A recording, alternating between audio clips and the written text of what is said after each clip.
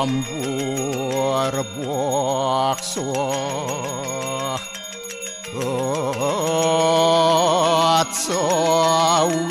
atsawitur warenyem borgu dewa sidiamahi diwayona paracu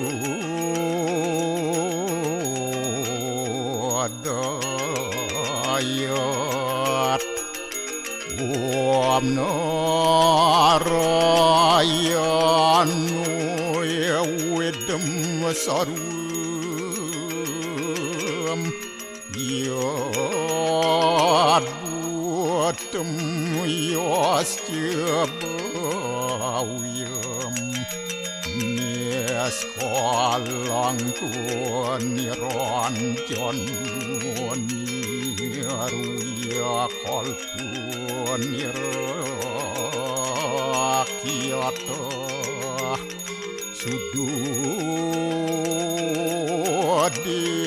sududewiku narayanu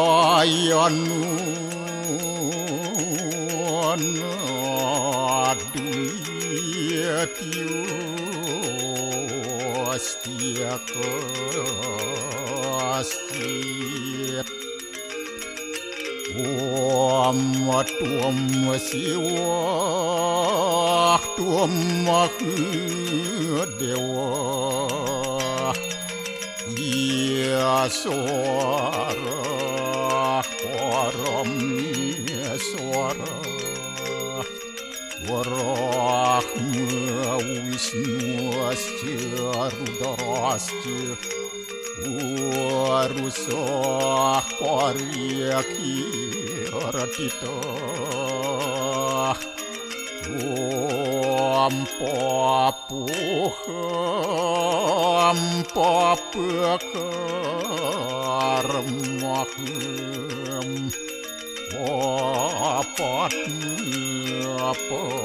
papasambhawa Rahimam pundarya kaksir Sabahya abhyantara suci Om kesama dewa Swaru paranya kita angkara Mamuja swaru papidya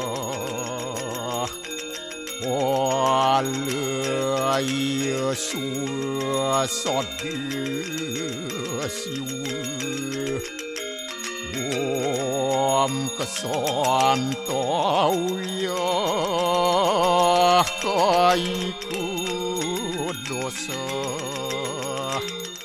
kesantauya wajiku mamu santauya manaswa dosa permodat kesamam Om santi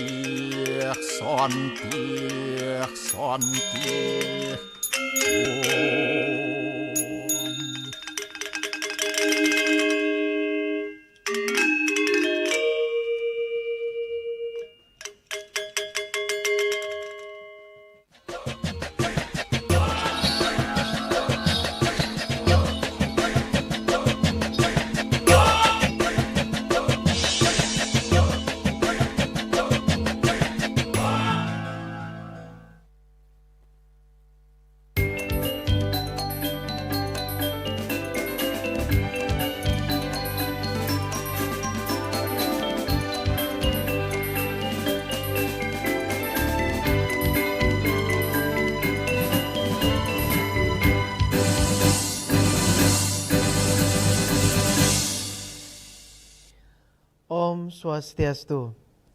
Pemirsa Bali TV seputar Bali kembali hadir dengan menyajikan sejumlah informasi menarik untuk Anda. Di antaranya adalah seniman sayangkan wacana PKB pindah dari Taman Budaya Denpasar.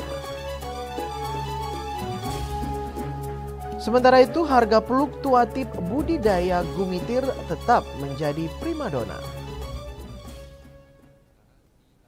Jangan lewatkan juga informasi menarik lainnya yang sudah disiapkan tim redaksi kami bersama saya Dwi Priawan. Inilah seputar Bali selengkapnya.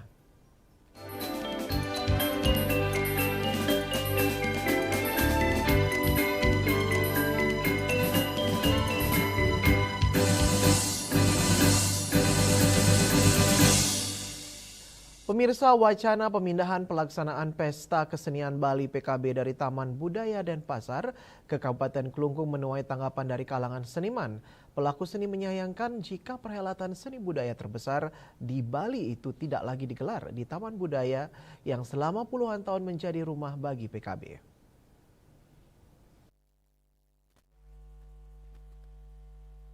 Menurut seniman Kadek Sumariase, Taman Budaya Denpasar bukan sekedar lokasi penyelenggaraan, melainkan memiliki nilai sejarah dan filosofi yang sangat kuat. Sejak pertama kali digelar pada tahun 1979, PKB telah menyatu dengan Taman Budaya sebagai pusat pelestarian, pembinaan, dan pengembangan seni budaya Bali. Mereka menilai Taman Budaya merupakan roh dari pesta kesenian Bali karena seluruh infrastruktur panggung pertunjukan hingga atmosfer berkesenian telah terbentuk dan dikenal oleh masyarakat maupun wisatawan. Saya melihat bahwasanya beliau yang menggagas Bapak Ide Bagus Mandro yang menggagas balai kesenian seperti ini, art center ini sangat begitu kuat ya, memberikan spirit seni kepada regenerasi semuanya. Sampai sekarang saya selaku generasinya dan seterusnya sangat menyayangkan sekali kalau memang itu akan dipindahkan atau dialokasikan berbeda atau dipindahkan di tempat yang lain, karena roh PKB ini sudah melekat kepada Arda Chandra ini sendiri. Kalau hemat saya sendiri, lebih baik ini direkonstruksi lagi, apa yang kurang ditingkatkan sehingga dana-dana yang ada itu bisa memberikan ruang yang lebih istimewa daripada Arda Chandra yang ada sekarang ini, diperbaiki mungkin kalau. Oleh karena itu, apabila pelaksanaan PKB dipindahkan secara permanen, dikhawatirkan akan mengurangi nilai historis dan identitas festival tersebut.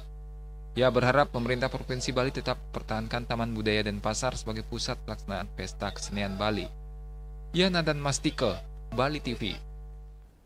Pemirsa, Anda yang ingin memiliki rumah idaman di Bali, kunjungilah BRI Ray Expo 2026 di Living World Mall Denpasar. Bisa menjadi pilihan sempurna untuk menentukan hunian impian dengan berbagai promo terbaik.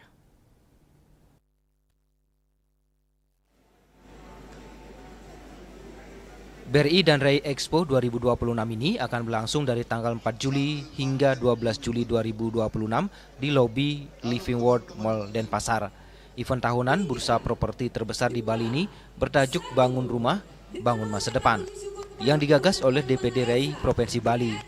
Acara pembukaan Sabtu 4 Juli 2026 sore tersebut turut dihadiri oleh Wali Kota Denpasar yang diwakili oleh staf ahli bidang administrasi pemerintahan, Regional CEO BRI Regional 17, Denpasar Heri Nur Cahya, HIPMI Kaden Bali, pengurus DPD Ray Bali, dan undangan lainnya. Expo ini menyediakan 500 lebih hunian komersial, termasuk villa dan 1.000 rumah subsidi yang akan ditawarkan kepada masyarakat yang tersebar di 9 kabupaten kota. Hunian tersebut dibangun oleh 17 pengembang atau developer anggota Ray Bali. Ketua DPD Ray Bali, Anak Agung Made Darmo Setiawan mengatakan ada banyak pilihan hunian pada Expo ini dengan berbagai kemudahan pembiayaan bekerja sama dengan BRI. Expo ini menjadi kesempatan yang sangat baik bagi masyarakat untuk mewujudkan impian untuk memiliki rumah idaman. Sesuai tema Expo Bangun Rumah, Bangun Masa Depan, semua hunian dibangun dengan kualitas terbaik di lingkungan yang nyaman karena rumah tidak hanya sekedar bangunan, namun juga tempat bertumbuhnya keluarga dan merupakan investasi. Target Expo sekitar 75M. 75M Ya. itu optimistis Pak? Astungkara ya. Ya. Astungkara. Terbagi untuk komersial dan non komersial? Ya, keduanya. Komersial dan non komersial. Kalau yang komersial berapa persen Pak? Kalau komersial mungkin 70%, non komersial 30%. Non komersial 30% nih Pak ya? Ya. Yang sekarang yang banyak yang dijajakan hari ini di Ray Expo kali ini Lebih banyak komersial, lebih banyak komersial termasuk villa. Wilayahnya mana aja tuh Pak? Ada di Tabanan, Denpasar, Badung. Badungnya Badung Selatan banyak, Gianyar juga ada, Bangli ada juga, Karangasem ada juga ya. Sementara Heri Nur Cahya, Regional CEO BRI Kanwil Denpasar menyatakan kesiapannya membantu masyarakat dalam memiliki rumah impian dengan kemudahan pembiayaan. Kalau sekarang pembiayaan BRI sendiri lebih dominan di komersial apa di 50-50. 50-50 ya? Dan tolong sampaikan ini sampai Juli ini ada special rate tadi saya sampaikan tadi. Spesial rate? Ya. Dari Pak Madya. Dari Pak Madya tadi. Ada spesial suku bunga bulan Juli ini ya.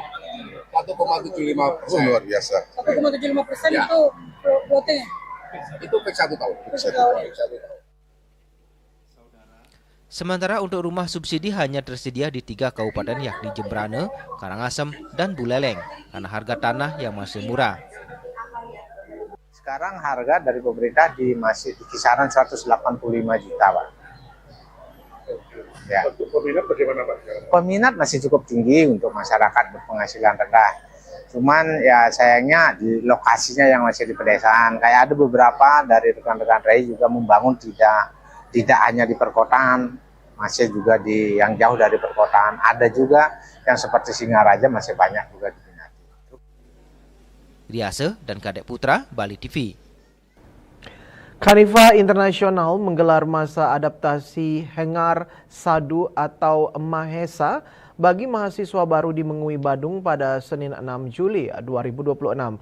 Acara tersebut diisi dengan berbagai bentuk kegiatan untuk membentuk sikap mental positif dan menambah wawasan mahasiswa.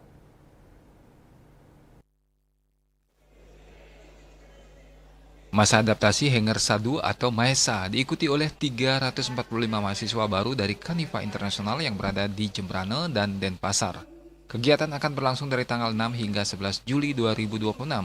Pada masa adaptasi ini, berbagai kegiatan edukatif dan inspiratif akan mewarnai penggemblengan calon mahasiswa Kanifa Internasional seperti expert talking dari berbagai pakar, kemudian ada fun game dan baris berbaris yang dibina oleh Brimob Polda Bali dan kegiatan edukatif lainnya.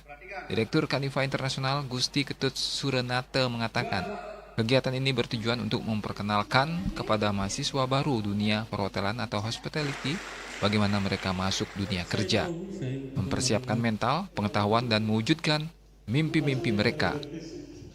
Untuk itu, Kanifa Internasional mengundang langsung beberapa agen darat maupun kapal pesiar untuk menambah wawasan mahasiswa baru. Untuk bisa mencapai mimpi tersebut, mereka harus digembleng agar memiliki sikap mental positif dan tentunya memiliki pengetahuan dan keterampilan yang memadai sesuai dengan kebutuhan user. Selama seminggu adaptasi ini, banyak program inspiratif akan diberikan kepada mahasiswa baru yang dibawakan oleh para pakar di bidangnya dan dari Brimob Polda Bali. Dalam kesempatan tersebut juga diserahkan secara simbolis beasiswa kepada mahasiswa kurang mampu dari SOS Children Village dengan total nilai 145 juta. Melalui beasiswa ini, penerima diharapkan bisa termotivasi untuk terus belajar mengisi diri dengan ilmu dan skill agar bisa merubah hidup di kemudian hari. Tadi juga kita sudah berikan secara simbolis beasiswa yang berjumlah 145 juta. Secara rutin tiap tahun Kanifa Internasional memberikan beasiswa baik kepada yatim piatu, yatim, kurang mampu, dan siswa berprestasi. Jadi karena kami berprinsip setiap orang berhak untuk sukses, asal punya mimpi, punya tekad, dan semangat untuk mencapainya. Sesuai dengan tema kita kali ini, on your way to the top. Kita ingin para kanipes sukses berkarir menjadi orang yang berdampak. Sementara Galih Heru Garbo dari SOS Children Village yang mendampingi para penerima mengatakan sangat bersyukur bisa berkolaborasi dengan Kanifa Internasional yang telah banyak membantu pendidikan anak yatim piatu di bawah naungan SOS Children Village.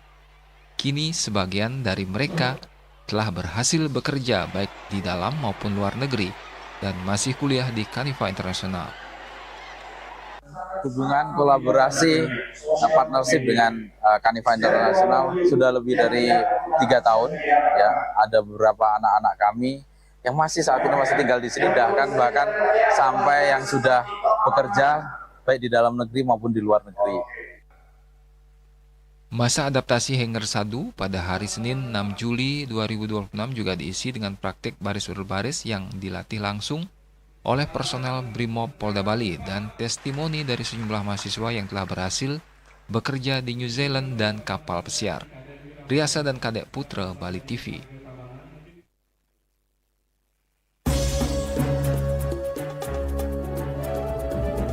Harga fluktuatif budidaya gumitir tetap menjadi primadona. Kami sudah kembali dengan laporannya sesaat lagi.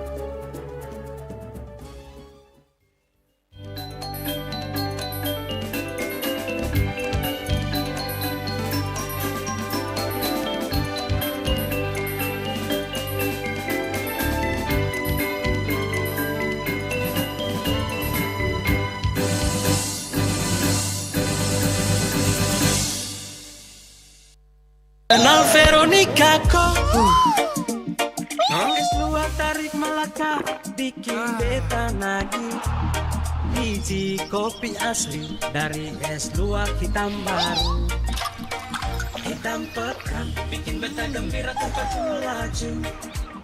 Es luar white coffee nikmat enak bikin nagih kok.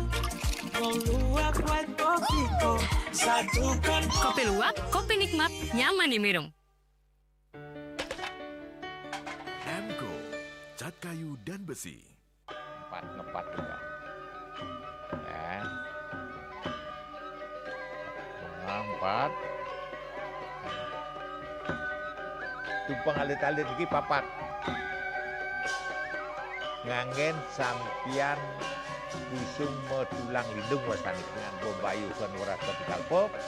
Langsung personelipun 108 yang dipergunakan pada saat orang yang kena musibah di jalan, kita memanggil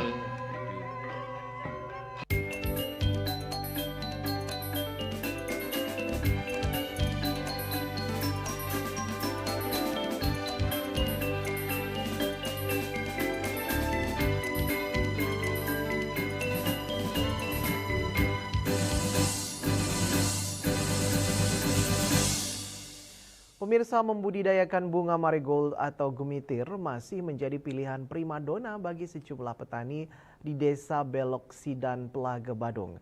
Bunga gumitir banyak dibudidayakan karena memiliki harga yang cukup bagus di momen-momen tertentu.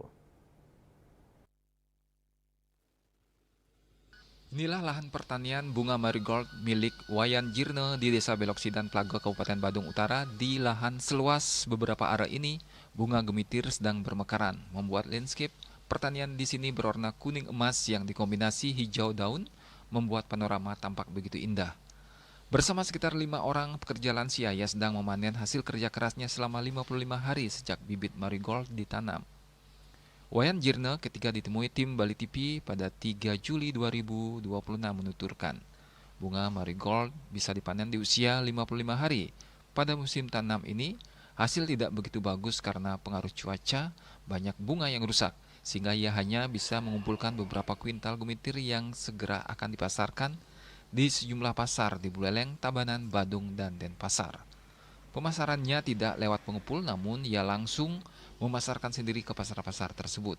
Terkait harga, Wayan Jirne mengatakan harga bunga gumitir sangat fluktuatif sesuai dengan permintaan pasar khususnya di Bali yakni rainan. Pada Hari Raya Galungan beberapa hari lalu ia bisa menjual dengan harga yang cukup bagus. Namun setelahnya harga langsung jatuh. Meskipun membudidayakan bunga gumitir penuh dengan ketidakpastian, namun pihaknya meyakini bunga gumitir ini masih tetap akan dicari oleh masyarakat Bali untuk keperluan upacara yadnya. Ya, banyak yang rusak karena apalagi sekarang situasi harga tidak menentu, Bapak. kemungkinan itu pemicu juga perawatan kurang jadinya. Harga berapa sekarang, Pak? Harga sekarang di pasaran kurang lebih 10.000 yang besar. Untuk di tingkat petani? Di tingkat petani cuma 6.000 sampai 8.000. Pak, ini dari kecil sampai dia panen perlu berapa lama nih, Pak? Ini perlu 55 hari. Ya. Setelah itu Pak jual kemana? Ini tiang ke pasar, adanya di Singaraja, yang di Batu Riti, juga di Pasar Mengui, juga di Pasar Wangayo, Pak. Kalau jual langsung atau diambil oleh istilahnya, Pak? Kalau tiang petani langsung jual sendiri, Pak. Itu lebih ini Pak ya, lebih menguntungkan ya? Tergantung situasi juga, Pak. Karena marigold ini bunga khususnya ini harganya sangat pasang surut sekali. Ya. Tapi kalau galungan kemarin bagaimana, Pak? Galungan, sebelum galungan harga lumayan tinggi, tapi menjelang H-3 galungan harga sangat turun dari 25 menjadi 6.000. Dalam menggarap lahannya, ia melibatkan para pekerja lansia dari desanya untuk memberi pendapatan dan kegiatan produktif di usia lanjut. Riase, Bali TV.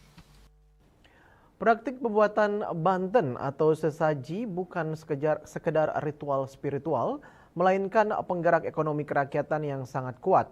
Tradisi ini menciptakan perputaran uang yang masif di kalangan pedagang pasar, petani lokal, dan pengrajin. Hal tersebut disampaikan Direktur Urusan Agama Dirjen Bimas Hindu Kementerian Agama Ida Bagus Ketut Drana Arimbawa dalam sosialisasi Sarati Banten, Indonesia. Berlokasi di Geraha Sabha Pura Amartajati, Pakalan Jati, Jakarta Selatan, kegiatan sosialisasi Sarati Banten, Indonesia, Direktur Urusan Agama Dirjen Bimas Hindu Kementerian Agama Ida Bagus Ketut Drana Arimbawa mengatakan, praktik pembuatan banten atau sesaji bukan sekedar ritual spiritual, melainkan penggerak ekonomi kerakyatan yang sangat kuat. Tradisi ini menciptakan perputaran uang yang masif di kalangan pedagang pasar, petani lokal, dan pengrajin, sehingga menjadi roda utama yang menopang ribuan UMKM di wilayah tertentu.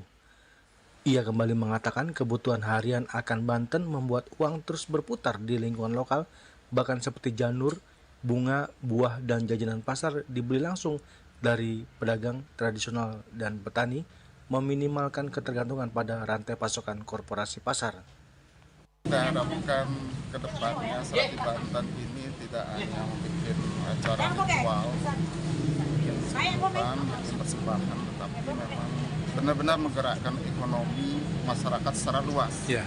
Karena berbagai komponen-komponen yang di dalamnya memang menyangkut tentang keekonomian sebagian besar. Kalau inti dari Banten kan sedikit, ritualnya sedikit, polanya akan sedikit sepanjang keberadaan kita di sini. Nanti kalau lihat pergerakannya memang melibatkan bagi elemen petani, teknologi, semuanya pergerakan pada organisasi kemasyarakatan. Nah di dalamnya memang kita berkomitmen di dalamnya event ini adalah event yang untuk menyatukan, berkolaborasi. Kita nggak bisa hidup sendiri. Sementara itu, Ketua Pinandite Sanggeran Nusantara Pusat Jero Gede-Gede Pastike mengatakan kedekatan antara Pinandite atau rohaniawan, Hindu, dan Sarati Banten atau ahli pembuat sarana upakara atau Banten merupakan hubungan kerja yang bersifat simbiosis mutualisme. Keduanya merupakan pilar utama dalam menjalankan upacara keagamaan Hindu.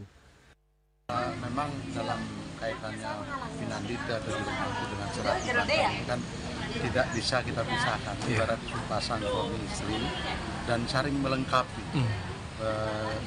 Dimanapun ada upacara selalu hadir berdua ini. Nah, untuk itu kami berharap para Sarati Banten ibu-ibu yang menyiapkan ini tidak hanya bisa membuat saja, tetapi tahu makna dan filosofinya dan bisa memberikan penjelasan kepada umat yang notabene sekarang dengan dinamika perjalanan atau globalisasi sekarang yang sangat kritis bisa menjelaskan apa sih Banten misalnya filosofinya ini, maknanya ini.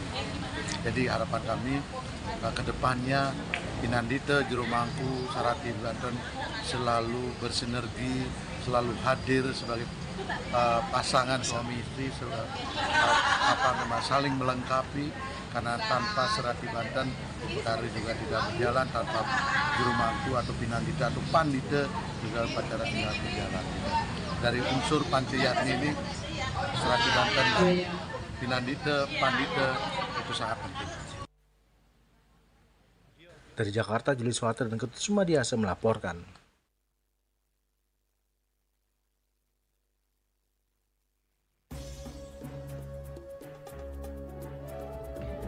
Kami akan segera kembali dengan informasi kunci masih nyantol. Residivis curanmor gasak 4 motor.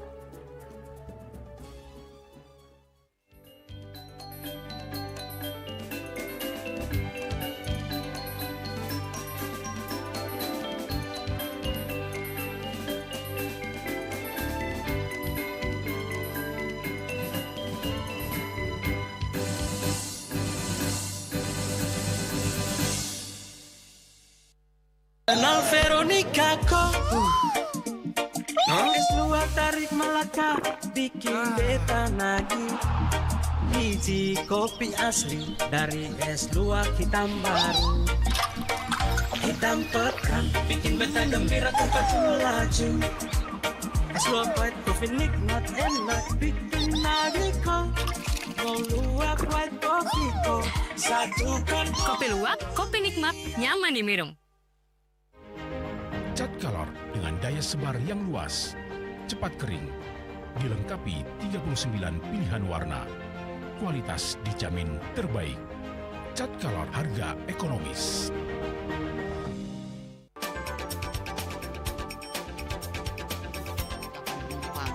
Pihak bandara telah melayani sebanyak 192.284 penumpang baik domestik maupun internasional. Operator mengatakan dari kunjungan wisatawan mencapai 3.000 pengunjung per hari tersebut. Ini mengacu pada perdagangan harga gabah yang juga semakin mahal saat ini. Kondisi itu pun membuatnya tidak maksimal memenuhi permintaan pasokan beras dan pelanggan dan loyalitas anggota Linmas. Hadir dalam kegiatan pelatihan dan pembekalan tersebut,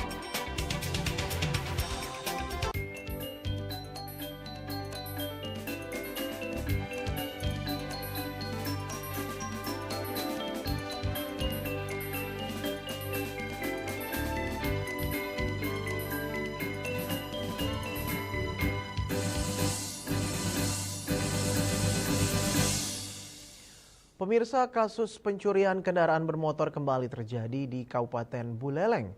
Seorang residivis berinisial GSP 22 tahun ditangkap setelah melakukan aksi curanmor di 4 lokasi berbeda, yakni di wilayah hukum Polsek Celukan Bawang, Kubu Tambahan, Sawan, dan Busung Biu. Sebagian besar aksi dilakukan karena kelalaian pemilik yang meninggalkan kunci masih tergantung di kendaraan. Kapolres Buleleng AKBP Rusi Gusman menjelaskan pelaku merupakan residivis kasus pencurian kendaraan bermotor. Dari hasil penyelidikan, pelaku memanfaatkan kelengahan korban yang memarkir kendaraan tanpa mencabut kunci kontak. Pada kendaraan, atau sering kita sebut sekarang kunci nyantol. Pada rilis sebelumnya juga kami pernah menyampaikan bahwa modus terbanyak di Buleleng adalah dengan modus kunci yang masih tercantol ini juga. Kembali lagi kepada pengungkapan kasus bahwa si pelaku ini melakukan pencurian karena pada kendaraan itu masih terdapat kunci, kemudian dibawa, dan selanjutnya saat kendaraan itu BBM-nya habis, di sekitar itu ada juga kendaraan yang masih kunci tercantol, kemudian diambil lagi dan seterusnya seperti itu sehingga hingga tertangkap. Kapolres mengimbau masyarakat agar meningkatkan kewaspadaan saat memarkir kendaraan baik roda 2 maupun roda 4. Selain selalu mencabut kunci kontak, pemilik kendaraan juga disarankan menggunakan kunci pengaman tambahan dan memiliki kunci cadangan untuk mengurangi risiko pencurian. Polisi mencatat sebagian besar kasus curanmor di Buleleng terjadi akibat kebiasaan pemilik meninggalkan kunci masih menempel di kendaraan, sehingga memudahkan pelaku menjalankan aksinya. Atas perbuatannya tersangka dijerat pasal 476 Undang-Undang Nomor 1 Tahun 2023 tentang Kitab Undang-Undang Hukum Pidana yang mengatur tindak pidana pencurian biasa dengan ancaman hukuman penjara paling lama 5 tahun dan denda kategori 4. Yasri Yuli, Bali TV. Komisi Pemberantasan Korupsi KPK berpeluang memanggil Menteri Kehutanan Raja Joli Antoni terkait pemberian amplop dari Bupati Kuantan Singingi Suhardiman Ambi yang kini sudah jadi tersangka. Meski Menhub mengakui sudah mengembalikan amplop tersebut, namun KPK menilai pengembalian amplop tak serta-merta menghilangkan potensi pidana.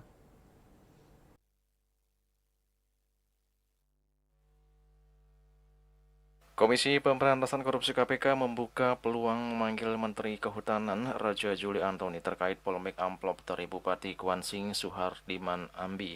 Hal tersebut disampaikan PLT Direktur Penyidikan KPK Ahmad Taufik Hussein merespon pernyataan Raja Juli yang mengklaim telah mengembalikan amplop tersebut. Ahmad menjelaskan saat ini penyidik masih akan mendalami soal pemberian amplop tersebut setelah mendapat pengakuan dari Suhardiman yang telah ditetapkan sebagai tersangka. Terkait hal itu, Ahmad menyebut KPK membuka peluang akan melakukan permintaan klarifikasi terhadap pihak-pihak terkait yang mengetahui proses penyerahan dan pengembalian amplop tersebut, termasuk Menteri Kehutanan Raja Juli. KPK menilai meski Menteri Kehutanan Raja Juli Antoni mengklaim telah mengembalikan amplop tersebut, namun pengembalian tersebut tidak serta-merta menghilangkan potensi pidana. Ya, itu nanti jadi bagian yang akan didalami oleh penyidik. Sementara kan keterangan dari Bupati akan baru satu pihak nih. Nah, ada pihak-pihak lain yang tadi mungkin menyampaikan apakah nanti itu akan dipanggil atau tidak, itu kan kebutuhan dari penyidikan. Ini tim penyidikan sedang melakukan proses penyidikan dan ini baru awal. Ya, bahwa betul ada pertemuan ya di Bupati, memang ada pertemuan-pertemuan ke Kementerian Kehutanan untuk tadi ada pengurusan terkait rekomendasi pelepasan APT. Jadi memang untuk isi pertemuannya dan tadi ada amplop atau tidak itu yang akan didalami oleh penyidik nantinya. Dan sedang tadi ditanyakan oleh Mas Asa bahwa itu juga menjadi fokus kepentingan penyidik, apakah tadi BB uangnya itu ada, sisa hasil usaha ini kan ada keterangan-keterangan yang baru dikumpulkan kan yang dari bawah nih, bendahara, dari koperasi, dari pihak staf bupati. Nah, dan kemudian pertemuan-pertemuan dengan Menhub itu ada fakta pertemuannya, tapi apakah barang bukti uangnya itu nanti akan jadi didalami ya. Sebelumnya, Menteri Kehutanan Raja Juli Antoni mengklaim telah mengembalikan amplop dari Bupati Kuansing. Ia mengatakan amplop tersebut telah dikembalikan sekitar 17 hari sebelum KPK melakukan operasi tangkap tangan terhadap Suhardiman. Raja Juli membenarkan jika Suhardiman meninggalkan amplop usai melakukan audiensi di Kementerian Kehutanan pada awal Juni lalu. Namun ia mengaku tidak mengetahui isi amplop tersebut dan langsung memerintahkan ajudannya untuk mengembalikannya. Dalam keterangannya, Raja Juli juga menegaskan jika dirinya tak pernah menerbitkan satupun surat atau SK pelepasan kawasan hutan di Kuansing. Bahwa benar tanggal 2 Juni 2026 ada audiensi Bupati Kuansing di kantor ini. Ini audiensi yang terbuka. Bupatinya mengirim surat resmi, dipublis di media sosial, saya maupun kementerian, dan ada daftar hadir, ada notulensi. Jadi kalau suatu saat pihak KPK memerlukan, atau bahkan kami akan proaktif juga menyerahkan apa yang saya sebutkan tadi. Dalam audiensi itu, ternyata Bapak Bupati Kuansing meninggalkan amplop yang ditutup dengan map. Ya. Dan ketika beliau pergi, saya baru sadar dan saya langsung meminta ajudan saya untuk mengembalikan amplop tersebut. Saya tidak tahu isinya apa, tapi saya merasa tidak memiliki hak terhadap amplop tersebut dan saya minta ajudan saya untuk mengembalikan amplop tersebut. Jadi tanggal 12, teman-teman semua, Jumat, ya, hari Jumat tanggal 12, sekitar 17 hari sebelum terjadi OTT, ajudan saya sudah mengembalikan amplop putih kepada Bupati Kuantan Singingi. Ada tanda terimanya, ada fotonya. Yang bisa saya katakan, per hari ini ada Dirjen Planologi, tidak ada satu surat pun, tidak ada satu SK pun yang saya keluarkan untuk pelepasan kawasan hutan di Kuantan Singingi. Jadi tidak ada sejengkal kawasan hutan pun ya di Kuantan Singingi yang dalam otoritas saya keluarkan menjadi non kawasan hutan atau APL. Jadi sekali lagi,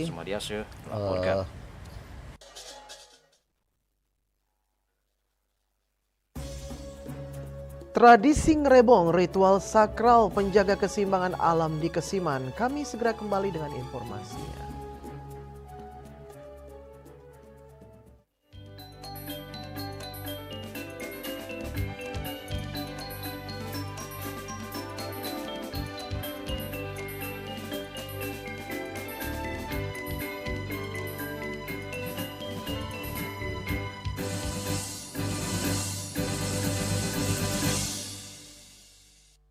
Kenal Veronica kok Es luar tarik Melaka bikin beta nagih.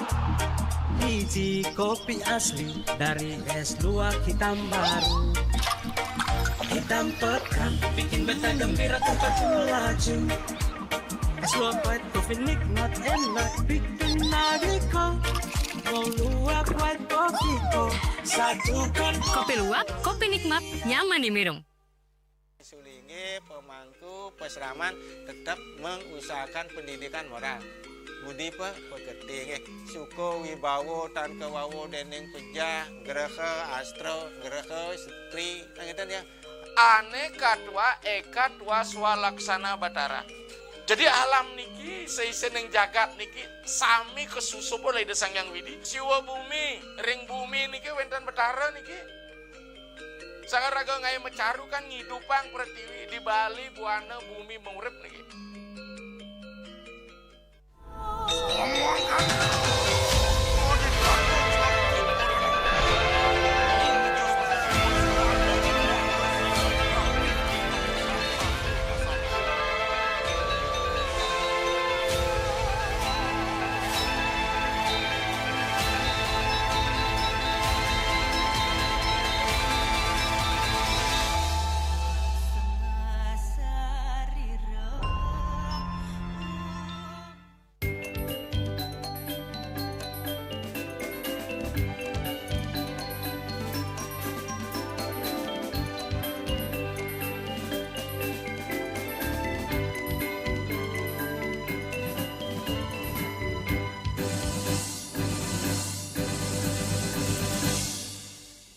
Pemirsa, suasana sakral dan penuh hikmat menjadi kembali menyelimuti kawasan Pura Agung Petilan Desa Kesiman Denpasar saat ribuan pemedek mengikuti pelaksanaan tradisi ngerebong pada hari Minggu 5 Juli 2026 di Tepon Wuku Medang Sia. Tradisi yang digelar 6 bulan sekali atau 8 hari setelah Hari Raya Kuningan ini menjadi salah satu warisan budaya dan ritual keagamaan yang masih lestari di Bali. Ngerebong berasal dari bahasa Bali yang berarti berkumpul. Dalam kepercayaan masyarakat Hindu Bali, prosesi ini diyakini sebagai saat para dewa dan manifestasi suci berkumpul untuk memberikan anugerah sekaligus menjaga keseimbangan alam semesta. Tradisi ini juga menjadi daya tarik bagi wisatawan yang ingin menyaksikan kekayaan budaya spiritual Pulau Dewata. Sebelum puncak upacara dimulai, umat melaksanakan persembahyangan bersama di Pura Agung Petilan. Kawasan pura dihiasi penjor, bunga, dan diiringi alunan gamelan Bali. Demi menjaga kesakralan, prosesi pecalang menutup akses jalan di sekitar pura. Rangkaian upacara diawali dengan pelaksanaan taburah di Wantilan, kemudian dilanjutkan dengan prosesi penyucian pelawatan barong dan rangde di Pura Musen sebelum diusung menuju Pura Agung Petilan. Setelah upacara nyanjan dan nur, sejumlah pengusung barong, rangde, dan para pepatih memasuki kondisi kerauhan atau trance sebagai simbol turunnya kekuatan suci Ida Betara. Dalam kondisi kerauhan, para pepatih melakukan prosesi prasawiya dengan mengelilingi Wantilan sebanyak 3 kali berlawanan arah jarum jam. Pada prosesi ini tampak atraksi ngurak, yakni menusukkan keris asli ke tubuh bahkan ke bagian mata tanpa mengalami luka. Setelah melalui upacara pengeluaran, seluruh peserta kembali mengelilingi Wantilan sebanyak 3 kali dengan cara pradaksina atau searah jarum jam dalam prosesi Meidar Buana. Budayawan Desa Kesiman Gede Anom Ranuara mengatakan, ngerebong merupakan pengilen yang dilaksanakan di Pura Agung Petilan sebagai sarana menjaga keseimbangan dunia. Menurutnya, tradisi ini telah dipatenkan sejak tahun 1937 meskipun jauh sebelumnya telah dilaksanakan dalam lingkup Puri Kesiman. Rangkaian ngerebong diawali dengan ngerebak saat Umanis Galungan, dilanjutkan pemendakan agung pada Paing Kuningan, dan berpuncak pada upacara ngerebong. Ia menjelaskan tradisi ini melibatkan seluruh mangku pepatih dari wilayah desa Kesiman terdahulu, yang dahulu memiliki cakupan wilayah hingga Sanur dan Pemogan. Seluruh susunan yang merupakan waris Puri Kesiman hadir tangkil ke Pura Agung Petilan sebagai bagian dari pelaksanaan upacara.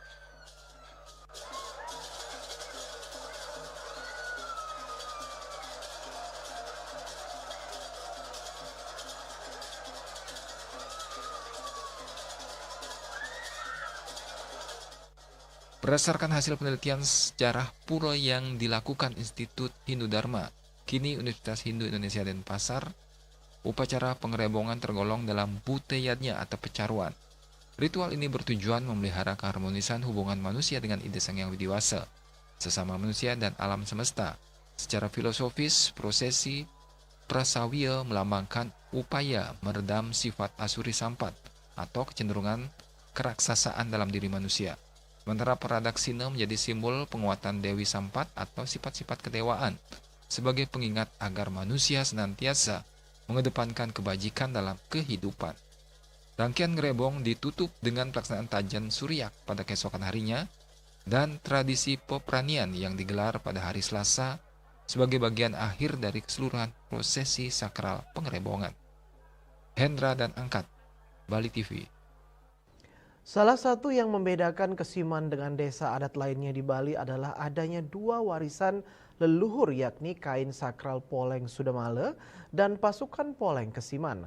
Dua kearifan lokal Kesiman ini hanya ditampilkan saat tradisi ritual pengerebongan seperti pada Minggu Pon Medangsia 5 Juli 2026.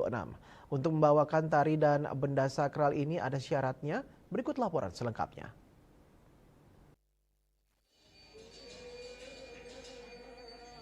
Kain Poleng Sudamala Kesiman adalah kain sakral bermotif hitam putih khas Bali yang melambangkan keseimbangan Rua Bineda.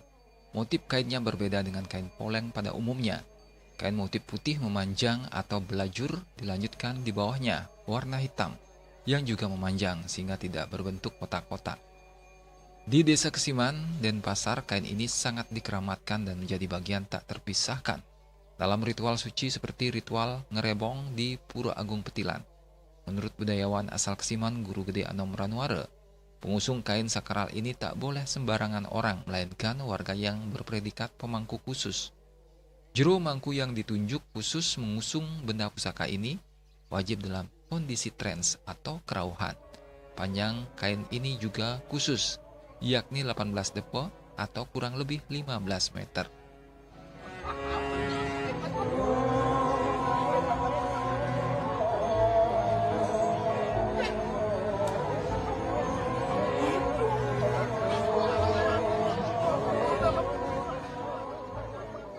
Keunikan kedua adalah pasukan Poleng Kesiman. Ketika di era kerajaan, Kesiman memiliki pasukan intel dan pasukan berani mati yang dinamakan pasukan Poleng Kesiman Sikap Cakrabuana. Pasukan ini pada masa lalu dipercaya sebagai prajurit andalan sekaligus intelijen Raja Kesiman. Penarinya juga khusus, yakni pemangku pemucuk pura tertentu dan ditarikan dalam kondisi trance. Properti yang dibawa oleh para penari yaitu berbagai jenis senjata seperti gada, tombak, parang, perisai, dan keris. Uniknya dalam keadaan seperti itu mereka tidak berteriak-teriak secara histeris seperti tren pada umumnya, namun bergerak menari dengan penuh karisma. Dalam pementasannya, para penari Poleng Kesiman mengenakan baju lengan panjang berwarna hitam yang terbuat dari kain bludru, memakai kain putih, saput Poleng, dan selendang Poleng yang dililitkan di badannya, serta mengenakan destar Poleng, sejenis hiasan kepala berupa lembaran kain yang dilipat-lipat sedemikian rupa. Hal ini menunjukkan salah satu kekhasan yang dimiliki pasukan Poleng Kesiman dari segi tata busananya.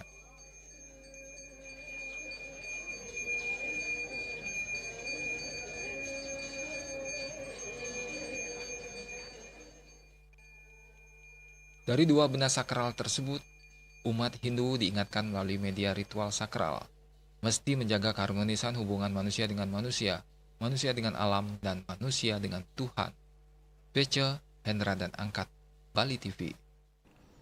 Ribuan kerama pengemong dan pengempon pura dalam Kedaulatan Kesiman Senin sore 6 Juli 2026 menggelar PED untuk melasti dan mulang pekelem ke Segara Padang Galak. Prosesi ini unik karena melibatkan puluhan perlingga dan penyungsung pura di Denpasar.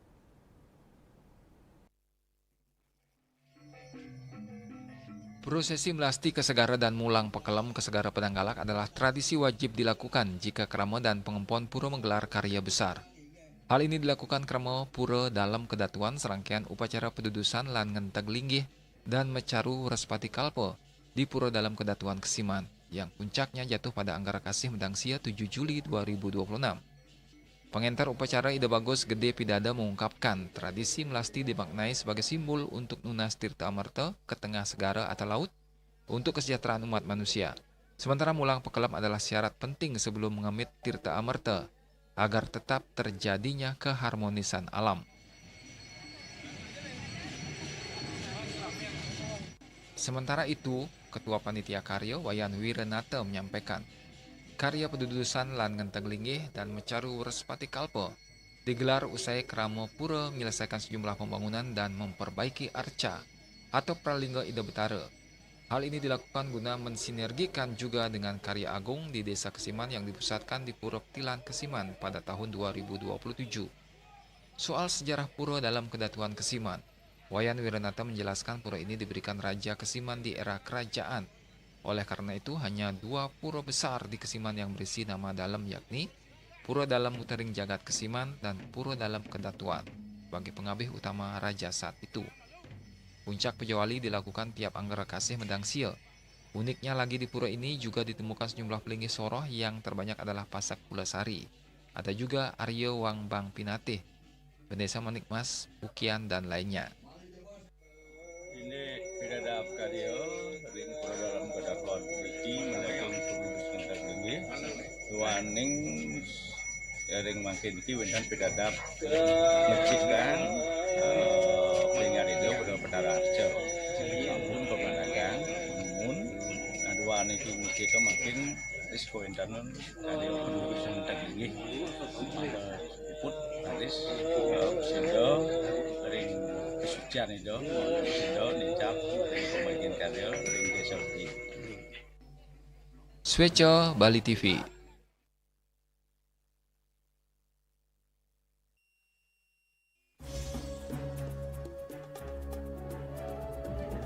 Pemirsa, jangan beranjak dulu, kami segera kembali dengan laporan PKB jadi ajang promosi pengrajin genta.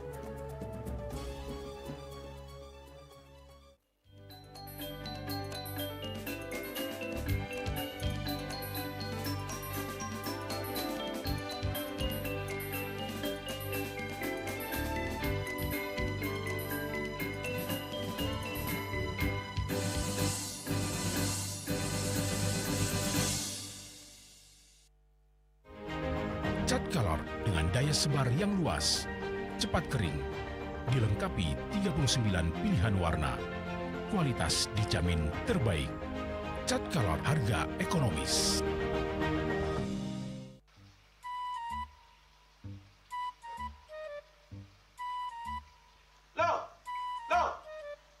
Nyai bengongen.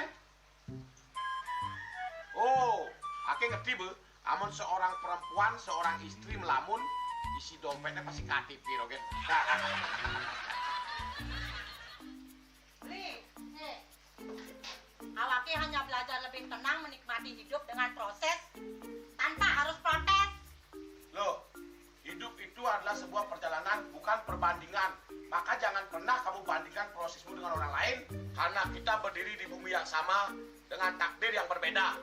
Oh, ini bertakdir awake nganten gak beli, saya proses tapi stres. Wah, mulai punya Nyai. Takdir ya Nyai. Ini pijit tangan lu. Sakit lagi awak-awake. Apa? Mau pijat, keko? Oh, mau pijat. Bawayan kayak dirului, metajan, metuakan. Dan ini subane gelam kekene awake ini makata lo. Awake ini makata. Awake sing kodak, awake sing idawak kenjang, sing dang mijat. Loh, beli pergi karena tugas, pulang demi beras. Lelah itu wajar, tapi menyerah bukan karena jalan keluar. Semangat kone ngopi, kone ngama, wakilnya menceramah, jadi kayak presiden. Cuma sebelum lagi sih, kita nggak wakil.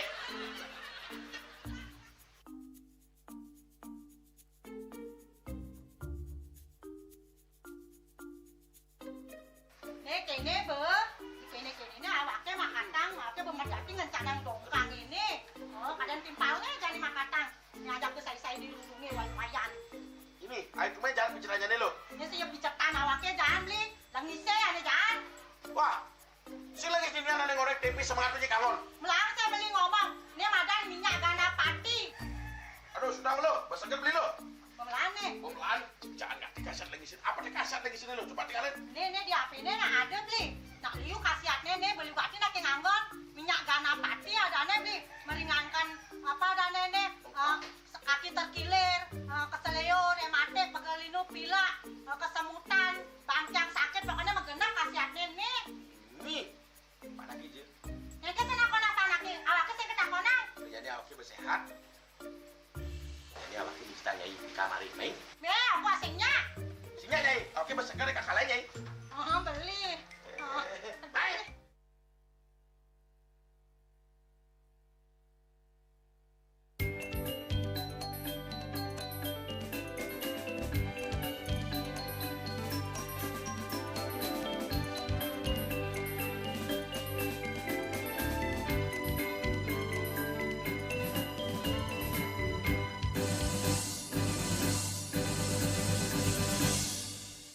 Pemirsa, Pesta Kesenian Bali PKB ke-48 tidak hanya menjadi ruang pelestarian seni dan budaya, namun juga menjadi ajang promosi bagi pelaku UMKM. Salah satunya perajin dan penjual genta atau bajra yang memanfaatkan pameran di kawasan gedung Kesi Arnawa Taman Budaya dan Pasar untuk memperkenalkan produknya kepada masyarakat.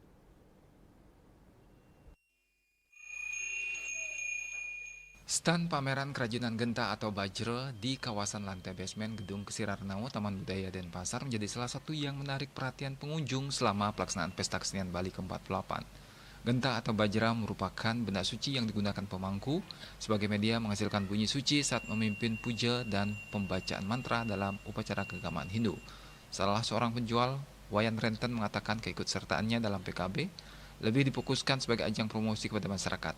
Meski penjualan tahun ini menurun dibandingkan tahun-tahun sebelumnya, pihaknya tetap optimistis karena pameran ini mampu memperluas jangkauan pasar.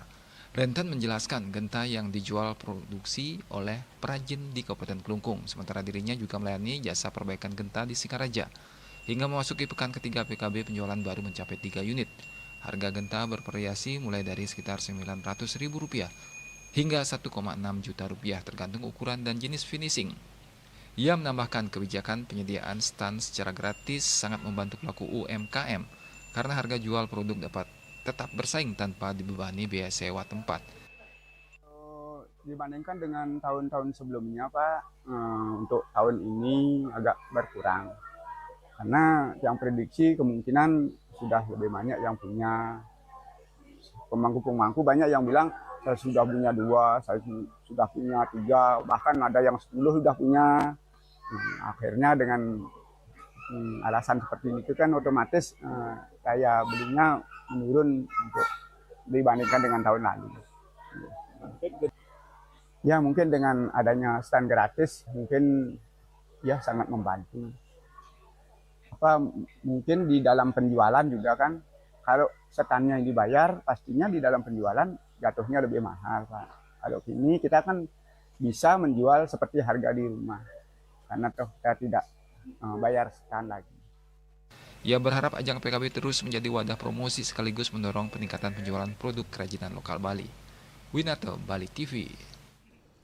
Desainer grafis asal Padang Fajar Novario resmi ditetapkan sebagai pemenang sayembara desain logo hari ulang tahun ke-81 Republik Indonesia tahun 2026. Karyanya terpilih sebagai identitas visual resmi peringatan kemerdekaan setelah melalui proses seleksi nasional dan pemungutan suara publik yang melibatkan puluhan ribu partisipan.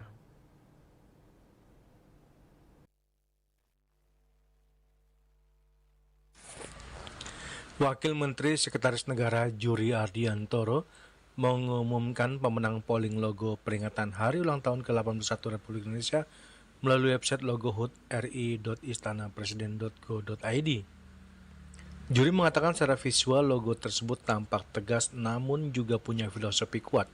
Desainnya berasal dari eksplorasi keragaman motif tradisional berbagai daerah di Nusantara.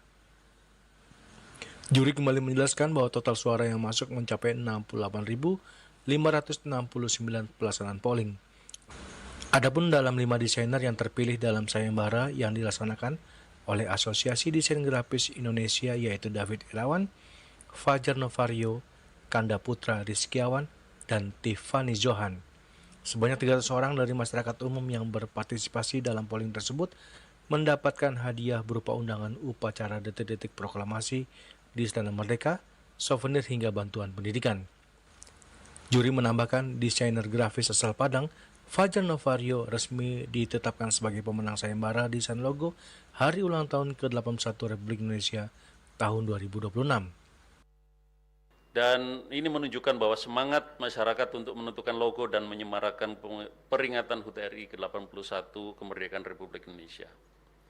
Teman-teman yang saya hormati, berdasarkan jumlah vote yang masuk, dapat saya sampaikan bahwa pertama, kami ingin mengapresiasi sebelumnya kepada 5 desainer yang karyanya sudah diperkenalkan kepada masyarakat luas untuk dipilih, yakni Saudara David Irawan, Fajar Novario, Kanda Putra Rizkiawan, dan Saudari Tiffany Johan yang telah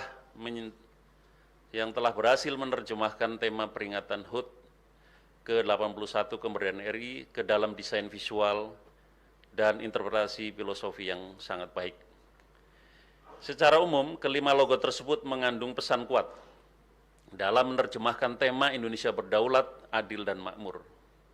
Dan pada akhirnya, masyarakat telah menentukan pilihan dari polling yang sudah dilakukan bahwa logo atau karya nomor 2, yakni karya Saudara Fajar Novario dari Auman Desain Biro Padang, Sumatera Barat, mendapatkan suara terbanyak. Jadi karya nomor 2, saya ulangi, karya Saudara Fajar Novario memperoleh suara 44,73% dari total suara. Sekali lagi selamat kepada Saudara Fajar Novario, karya Anda ditetapkan sebagai logo peringatan HUT ke-81 kemerdekaan RI tahun ini, tahun 2026. Di balik karya yang kini menjadi simbol kenegaraan itu, Fajar tidak bekerja sendiri. Ia didukung tim kreativitas lintas disiplin yang terlibat dalam proses pengembangan. Dari Jakarta, Juli Suwate dan Ketut Sumadiasa melaporkan. Dan kini kami sampaikan informasi perakiran cuaca untuk kabupaten kota di Bali.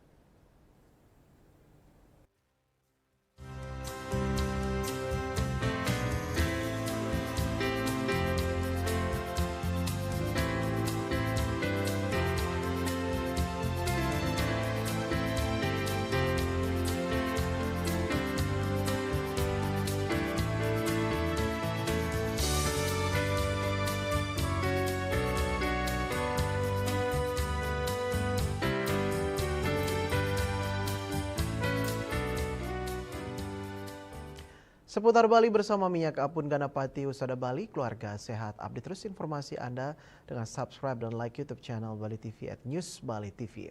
Mewakili redaksi yang bertugas, saya Dwi Priawan pamit undur. Terima kasih atas perhatian Anda dan sampai jumpa.